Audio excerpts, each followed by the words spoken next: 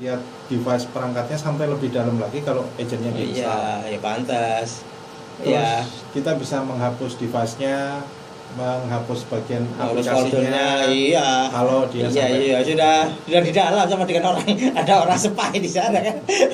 Ya pantas. gitu. Nah, kemudian application management yang tadi Pak, kalau kita install Office, kita install apa? Ini ada biaya sendiri ya per agent ya? Enggak. Oh, gitu. Baru yang ngomong tadi. Sebentar, kita harus tanya dulu ekspektasinya Pak Ki berapa dulu. Berapa dulu gitu ya. Bapak sebut dulu angka di sini Pak. Oke. Jadi secara umum pertama fiturnya itu adalah zero touch provisioning Pak. Jadi Bapak nginstal 1 access point atau nginstal 1000 access point, effort yang dibutuhkan itu sama. Gitu. Hanya access controlnya seperti ini, policy-nya seperti ini, selesai. Itu berlaku untuk semua access point Bapak.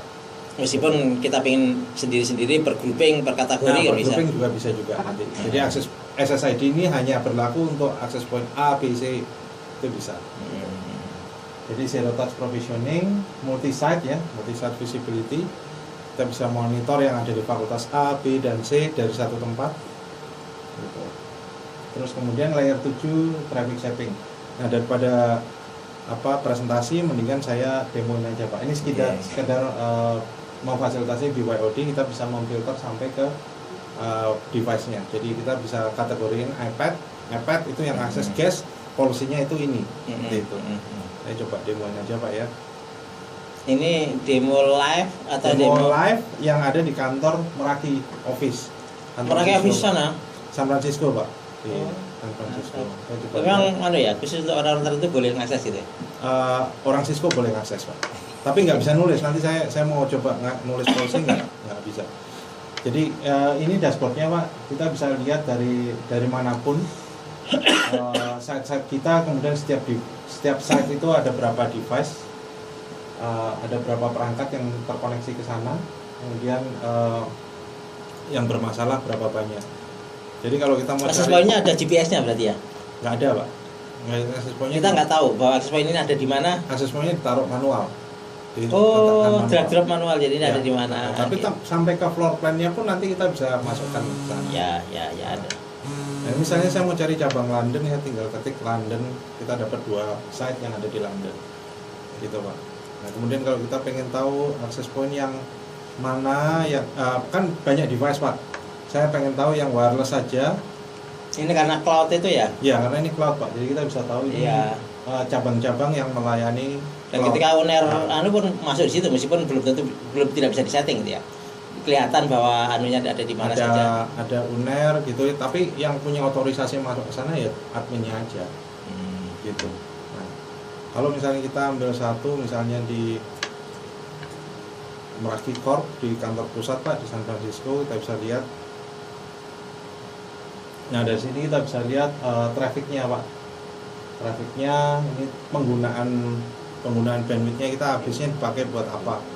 Kalau kita lihat di sini ada traffic Sun, ada traffic Meraki, Gmail dan lain-lain, ini bisa kita lihat semua sini.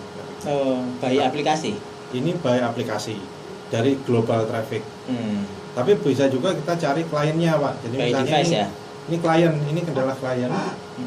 Nah, kalau kliennya ini kita mau cari misalnya klien yang pakai wireless saja, kita bisa pakai ini Pak, only access point klien. Gitu. Jadi kita mau cari misalnya iPad, kita tinggal ketik iPad sini. Ada 4 iPad dalam 85 device yang ada pakai iPad. Tapi ini dari last day. Yang di access point itu ya? Enggak, yang di total access point yang ada di kantor pusatnya Meraki. Yang di sini Pak, Meraki Corp. Iya. Kalau kita ambil range 1 minggu misalnya, kita akan dapat 45 iPad yang tercover di dalam yang inventory kita ada 960 device. Yang pakai iPad itu 45.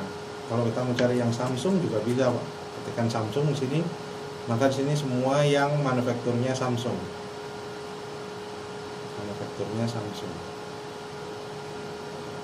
Semua yang Samsung akan keluar. Jadi secara inventaris kita lebih mudah melakukan klasifikasi. Nah, misalnya kita lihat nih ada satu klien Samsung nih, Android sekian gitu ya. Kita bisa tahu dia posisinya ada di mana. kemudian aplikasi yang diakses itu apa saja. Ini sengaja dikaburin karena ini live Pak, live traffic. Tapi kalau nanti di realnya itu kita harus bisa dapat, dibuka, ya. bisa dipantau. Nah, ini memang live traffic. Jadi ini adalah aktivitas si klien tadi. Si klien tadi join ke access point mana ketahuan di sini. Jadi Ini gambar ini kita yang membuat atau dimasukkan Pak. oh dimasukkan? Dimasukkan. Ya. Jadi kita buat Dengan data koordinat tertentu kiri kanan ya, bawahnya. besar skalanya juga kita tentukan, nanti kita masukkan. Nah ini dia tergabung ke access point ini Pak, kodenya ini E3 sekian itu. Pak bisa matikan juga Pak, nggak suka Pak. Ya. Karena ada agentnya tadi ya? Enggak perlu agent. Ya, Oh, langsung di access point-nya tadi itu. Agent hanya yang- diperlukan kalau kita mau manage device. Kalau mahasiswa ya, enggak kita itu manage dia. device-nya ya. Itu dia yang benar. Iya. Ya. Karena ketika kita tanam agent itu saya bisa